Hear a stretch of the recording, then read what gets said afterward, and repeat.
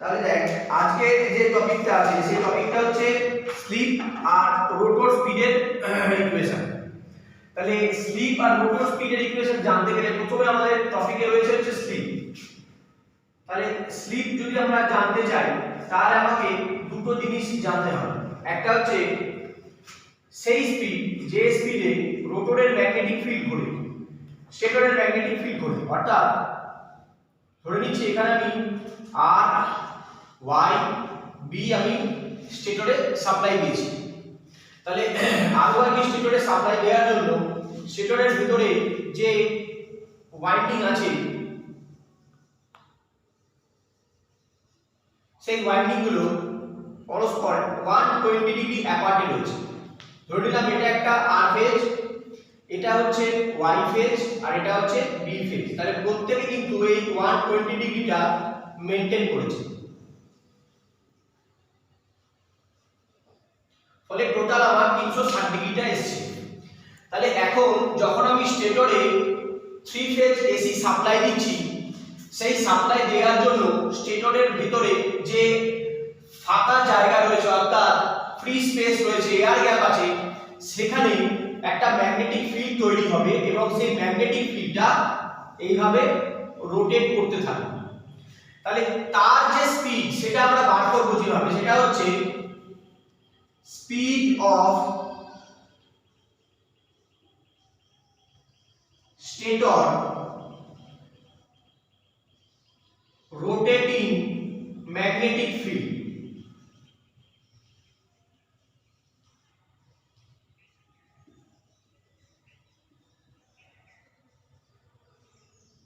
যেটাকে আমরা ns দিয়ে ডিনোট করব।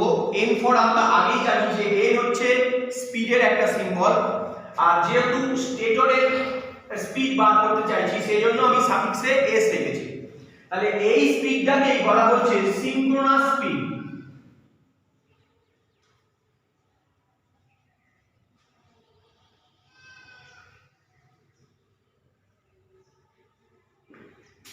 তাহলে ns যদি আমাকে বার করতে হয় আমাকে এই সূত্রটা অ্যাপ্লাই করতে হবে 120 f বাই p, যেখানে f হলো সাপ্লাই ফ্রিকোয়েন্সি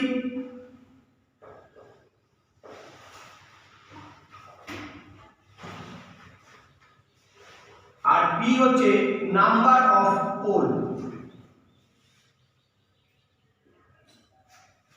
ধরে নিচ্ছি কোন একটা মেশিনের ক্ষেত্রে নাম্বার অফ পোলস হচ্ছে 4।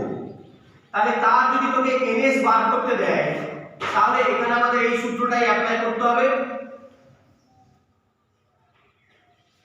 এখানে আমি ফ্রিকোয়েন্সির জায়গায় 50 লাগিয়েছি।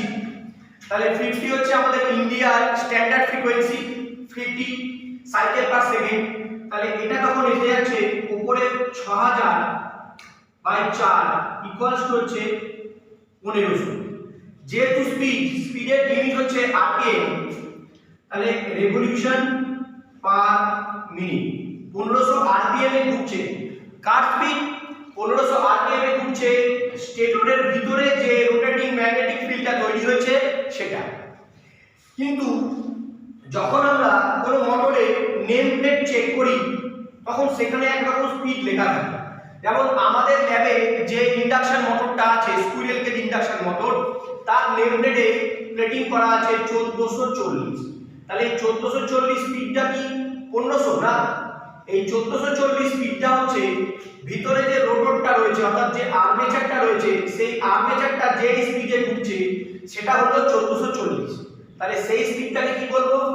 সেই স্পিডটাকে বলা যায় স্পিড অফ রোটর অথবা স্পিড অফ মোটর। অনেকগুলো নাম দিয়ে এটাকে ডেসক্রাইব করা যায়। স্পিড অফ রোটর অথবা মোটর স্পিড অথবা অ্যাকচুয়াল স্পিড, যেটাকে লেখা যায় nr। যেহেতু রোটরের ফার্স্ট অ্যালফাবেট r, সেজন্য আমরা এখানে স্পিডের সাফিক্সে r রেখেছি। তাহলে nr দিয়ে বোঝা যাচ্ছে অ্যাকচুয়াল স্পিড অথবা মোটরের যে স্পিড অথবা রোটরটা যে স্পিডে ঘুরছে, তাহলে সেই স্পিডটা বের হলো nr। তাহলে আমি দেখছি এখানে একরকম স্পিড পেলাম, যে স্পিডটা হচ্ছে ns, যার স্পিডটা হচ্ছে স্টেটরের ভিতরের ম্যাগনেটিক ফিল্ডের স্পিড, আর এখানে আরেক রকম স্পিড পেলাম যেটা হচ্ছে যে স্পিডে আর্মেচার ঘুরছে সেটা হলো nr। তাহলে এই দুটোর মধ্যে যদি আমরা ডিফারেন্স বার করতে পারি তাহলে সেই ডিফারেন্সটাই বের হচ্ছে স্লিপ স্পিড।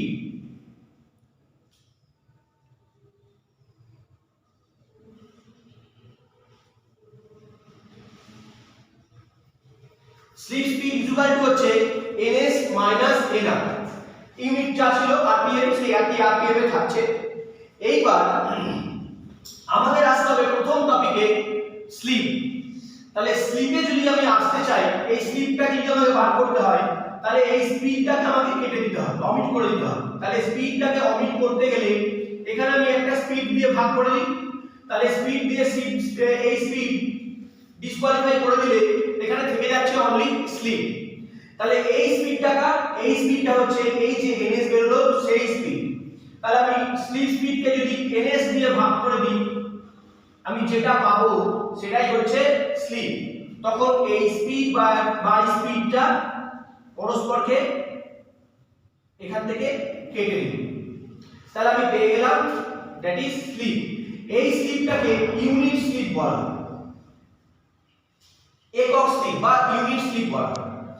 এবার যদি এই স্লিপের সঙ্গে আমাকে পার্সেন্টেজ বার করতে হয় তাহলে স্লিপের ফার্স্ট অক্ষর যেহেতু s, আমি এখানে s দিয়ে ডিনোট করেছি। পার্সেন্টেজ স্লিপ ইকুয়াল টু যা আছে তার সঙ্গে শুধু একটা 100 আমাকে মাল্টিপ্লাই করে দিতে হবে, তাহলে আবার কত পার্সেন্টেজ স্লিপ আছে সেটা আমাদের বের হবে।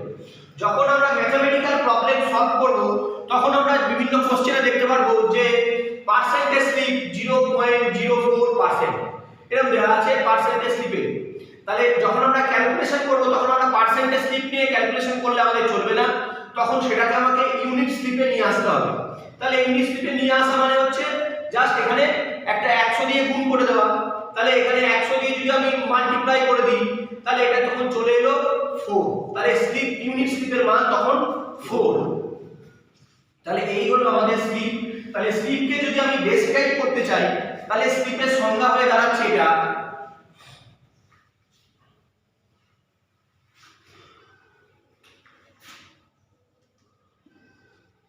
স্লিপ ইকুয়ালস টু বলতে পারছি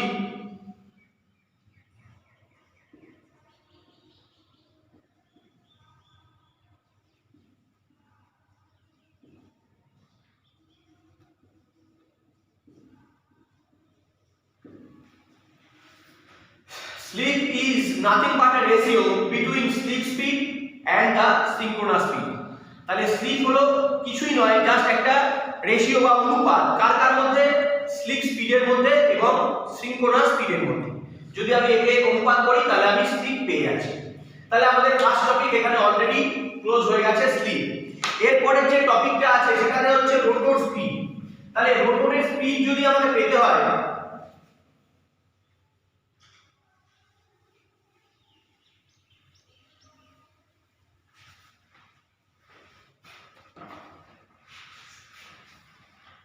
তাহলে আমাকে তার আগে আরেকটা সূত্র ডেসক্রাইব করে নিতে হবে যেটা হচ্ছে রোটর ইএমএফ। রোটর ইএমএফ এর আগেই আমরা দেখলাম যে ইন্ডাকশন মোটর ঠিক ট্রান্সফরমার অ্যাকশনের মতোই কাজ করে। যেমন ধরে নিচ্ছি একদিকে ইন্ডাকশন মোটর আছে আর একদিকে ট্রান্সফরমার আছে, একটা কোর টাইপ ট্রান্সফরমার যার একদিকে প্রাইমারি ওয়াইন্ডিং আর একদিকে হচ্ছে সেকেন্ডারি ওয়াইন্ডিং। আমরা যখন ট্রান্সফরমারের প্রাইমারি ওয়াইন্ডিং এ কোনো ভোল্টেজ বা কোনো সাপ্লাই আমরা দিই তখন তার জন্য প্রাইমারি ওয়াইন্ডিং এ কিছু ফ্লাক্স তৈরি হয়। সেই ফ্লাক্সটাকে আমি ডিনোট করলাম phi1 দিয়ে। এটা হচ্ছে প্রাইমারি ওয়াইন্ডিং এ উৎপন্ন হওয়া ফ্লাক্স। এই ফ্লাক্স মিউচুয়াল ইন্ডাকশনের মাধ্যমে কোরের সাহায্যে, ভেতরে যে সিলিকন স্টিলের কোর লাগানো আছে সেই কোরের সাহায্যে কোর থেকে বইতে আস্তে আস্তে এই সেকেন্ডারিতে চলে আসে, তখন তার নাম হয়ে যায় flux of secondary winding, that is flux 2।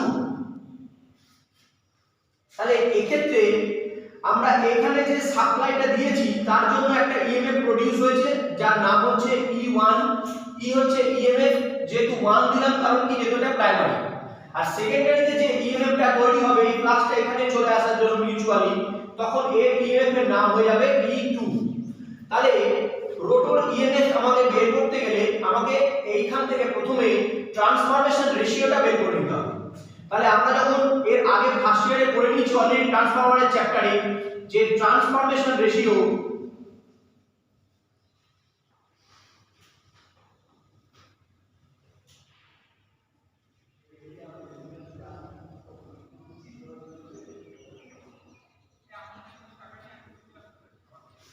তাহলে ট্রান্সফরমেশন রেশিও ছিল হচ্ছে secondary EMF by primary EMF, secondary turn by primary turn. তাহলে একে আমরা এখানে কে দিয়ে ডিনোট করেছিলাম, কে হয়ে গিয়েছিল ট্রান্সফরমেশন রেশিও। ধরে নিয়েছিলাম যে যদি আমি ট্রান্সফরমারে প্রাইমারিতে 220 ভোল্ট সাপ্লাই দিয়েছি এবং এটা যদি স্টেপ আপ ট্রান্সফরমার হয় তাহলে এই ভোল্টেজটাকে স্টেপ আপ করিয়ে দেখা গেল 480 ভোল্টে রূপান্তর বা ট্রান্সফার করছে। তাহলে এখানে ছিল 220 হয়ে গেল 480, তাহলে এর ট্রান্সফরমেশন রেশিওটা কি হবে 480 বাই 220। এটাকে যদি আরো ডিভাইডেড করি তাহলে 2 দিয়ে করলে হচ্ছে 24 আর এদিকে হচ্ছে 11, তাহলে 24:11 হচ্ছে আমাদের ট্রান্সফরমেশন রেশিও, যা হলো k।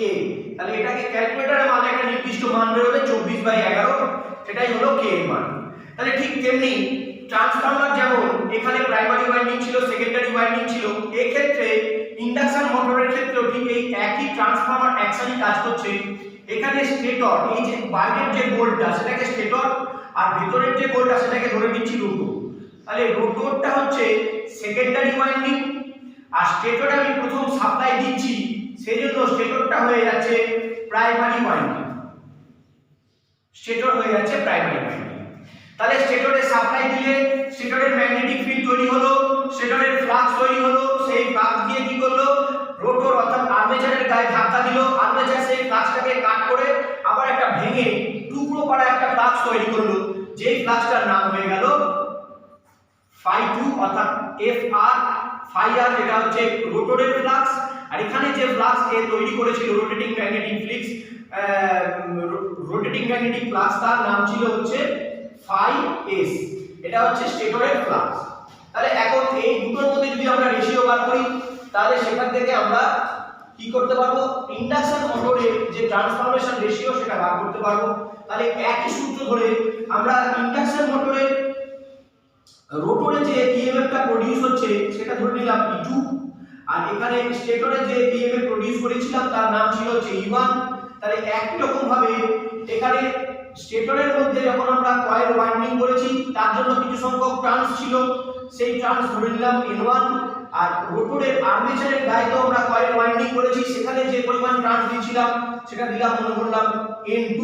তাহলে এই যে রেশিওটা সেটা ইকুয়াল টু k, অর্থাৎ আমরা এই সূত্র থেকে বলতে পারবো যে যদি আমরা ধরি যে E2 বাই E1 তাহলে আমরা এখানে বলতে পারছি যে k, তাহলে এটা ইকুয়ালস টু আমার k। তাহলে E2 সমান সমান হচ্ছে k ইনটু E1, অর্থাৎ ইন্ডাকশন মোটরে সেকেন্ডারি অর্থাৎ রোটরে কত পরিমাণ ইএমএফ প্রোডিউস হবে বা উৎপন্ন হবে সেটার মানটা হচ্ছে প্রাইমারিতে যে পরিমাণ ইএমএফ আমি সাপ্লাই দিয়েছি তার সঙ্গে জাস্ট ট্রান্সফরমেশন রেশিওটা যদি আমি গুণ করে দিই তবে কিন্তু আমি রোটরের যে ইএমএফ সেটা আমি ডেসক্রাইব করতে পারবো।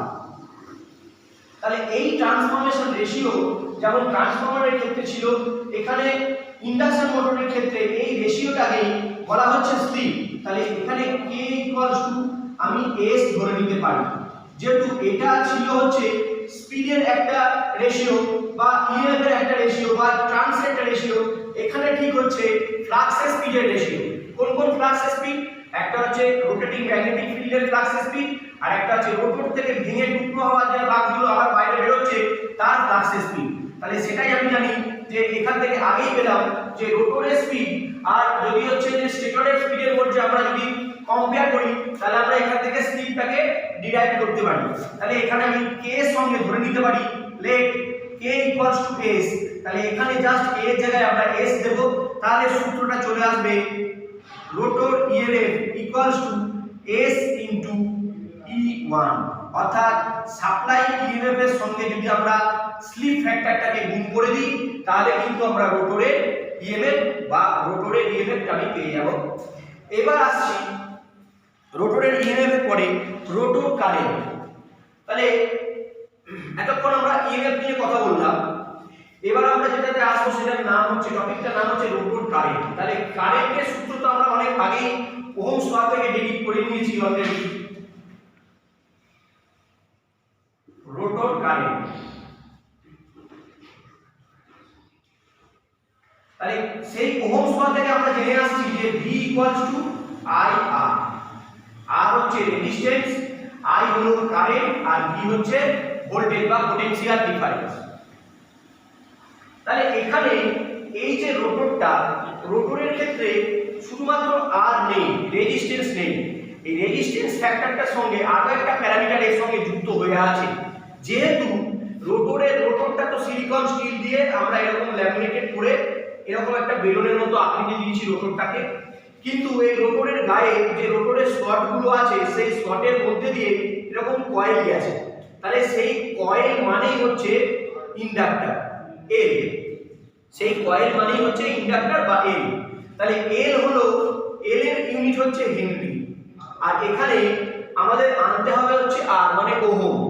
তাহলে এই হেনরিকে যদি আমাকে ওহমে আনতে হয় তাহলে আমাদের সেই সূত্রটাই এখানে অ্যাপ্লাই করতে হবে।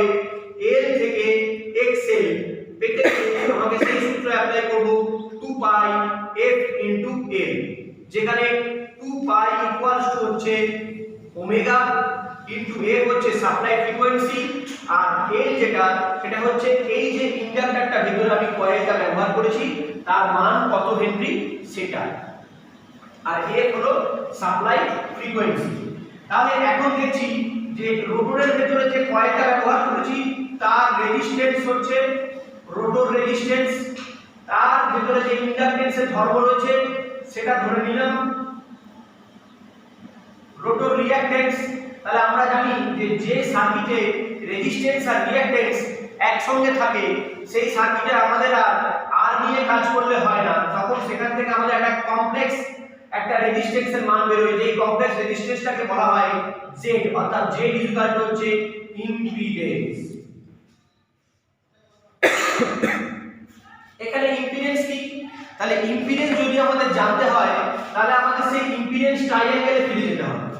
ইম্পিডেন্স ট্রায়াঙ্গেলে বলছে যে ধরে নিলাম এটা একটা RLC সার্কিট, RLC সার্কিট, আর হচ্ছে ওহমে আছে, L হলো হেনরিতে আছে, সেখান থেকে আমি এক্সএল এ কনভার্ট করে তার থেকে আমি ইউনিট ওহম পেয়েছি।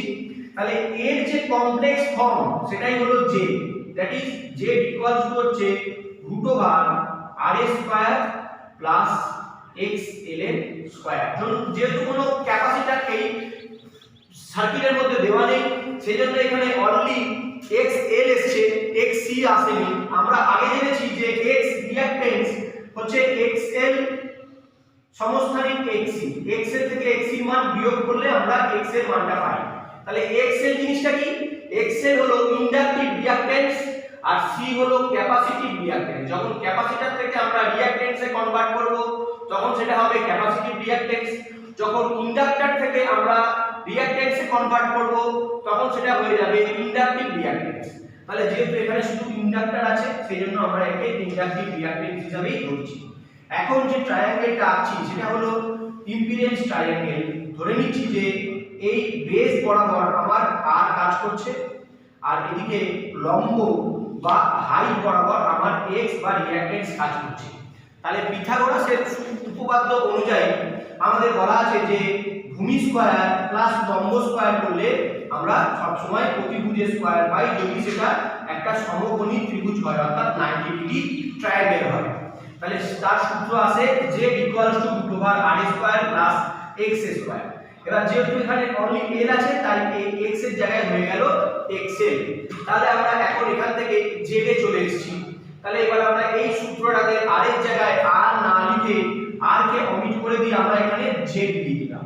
তাহলে z ইকুয়ালস টু আমরা কি লিখতে পারবো, z i ইকুয়ালস টু লেখা যাবে v বাই j। তাহলে এই ভটা এবার কাট, যেহেতু আমরা রোটরের কারেন্টের মান বার করছি, তাহলে এখানে যে ভোল্টেজটা আমাকে দেখাতে হবে সেটা হচ্ছে রোটরের ভোল্টেজ অর্থাৎ রোটরের ইএমএফ। তাহলে এই ভি এর জায়গায় আমি দিতে পারবো হচ্ছে রোটর ইএমএফ অর্থাৎ E2, আর এই জেড এর জায়গায় আমি এই মানটাকে অ্যাপ্লাই করে দেব। তাহলে √r² + xl²। এখানে কোন জায়গায় x দিয়েও বোঝানো আছে, কোন জায়গায় xl দিয়ে। এখানে যেহেতু অনলি l আছে তাই আমি আর xl লিখছি না, डायरेक्टली x লিখে ডিনোট করলাম। তাহলে i ইকুয়ালস টু বেরোলো i r r কার হচ্ছে রোটর, সেজন্য ir ইকুয়াল টু হচ্ছে E2 বাই √r² + x²। তাহলে এটা হচ্ছে রোটর কারেন্টের একটা ফর্মুলা। এরপরের ফর্মুলাটাতে আসছি রোটর পাওয়ার ফ্যাক্টর।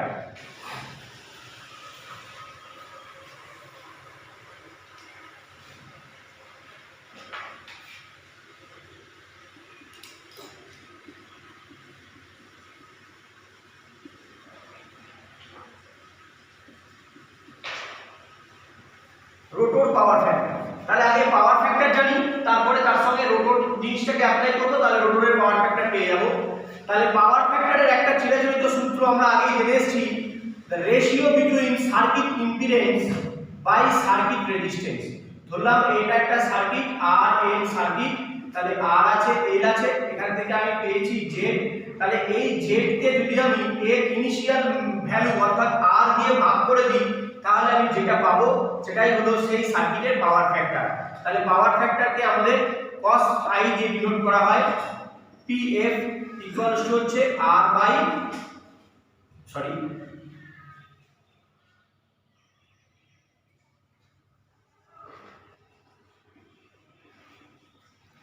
z। তাহলে এই z এর জায়গায় তাহলে আমরা এখানে দিতে পারছি কি r এর জায়গায় r ই থাকলো রোটরের রেজিস্ট্যান্স, আর z এর জায়গায় ওই সূত্রটা অ্যাপ্লাই করব r² +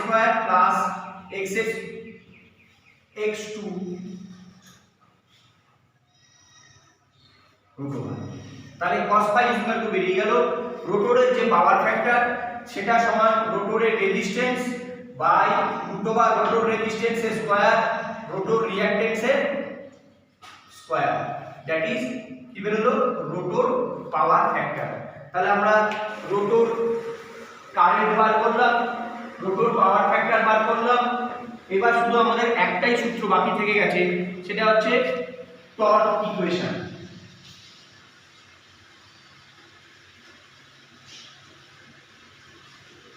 টর্ক ইকুয়েশন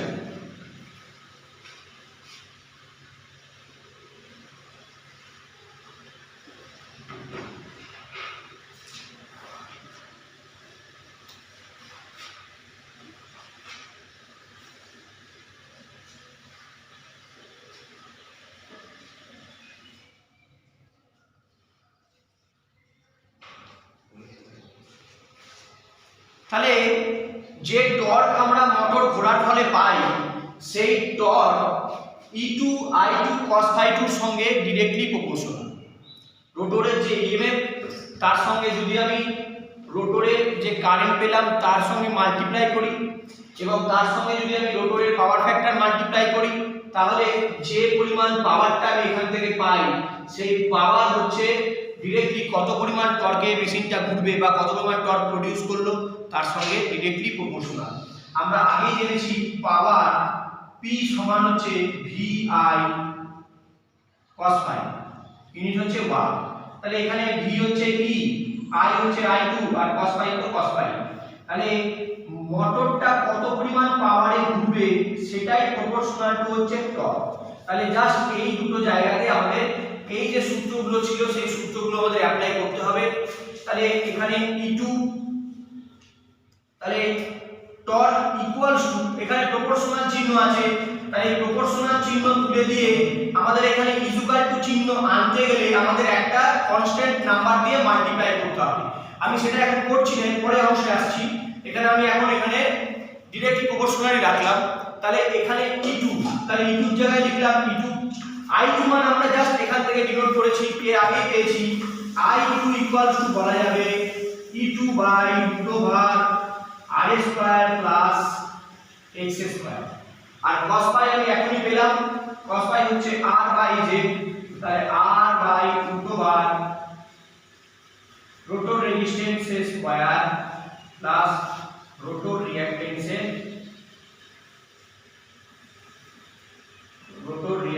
স্কয়ার।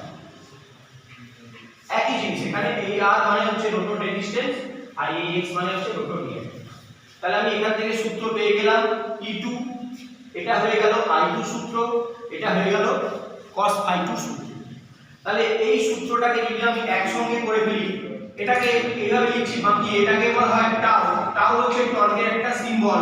তাহলে এই প্রপোর্শনাল টু আমার এখানে টোটালটা চলে আসলো r E2 square, r E2 square, r এলো E2 ছিল, তাহলে E2 স্কয়ার হয়ে গেল। তাহলে এখানে একই জিনিসের সঙ্গে গুণ হচ্ছে, তার মানে এটা স্কয়ার করে দিলেই হয়ে যাবে। তাহলে √ r square plus x square তার স্কয়ার। তাহলে এই স্কয়ার এই রুটকে খেয়ে নিল, তাহলে √ ক্যান্সেলেশন হয়ে গেল, নিচে থেকে গেল কি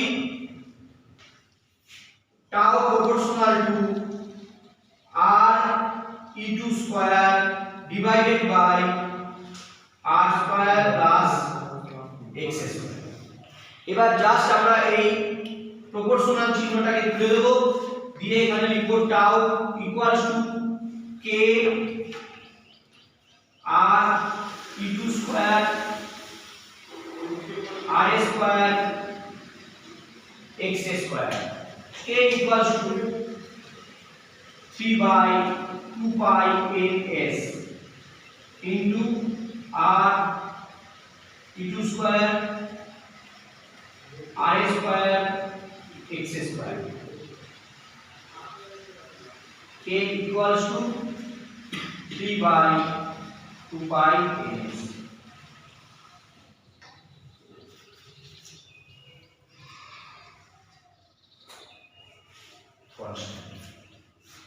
এই হলো আমাদের টর্কের ফর্মুলা।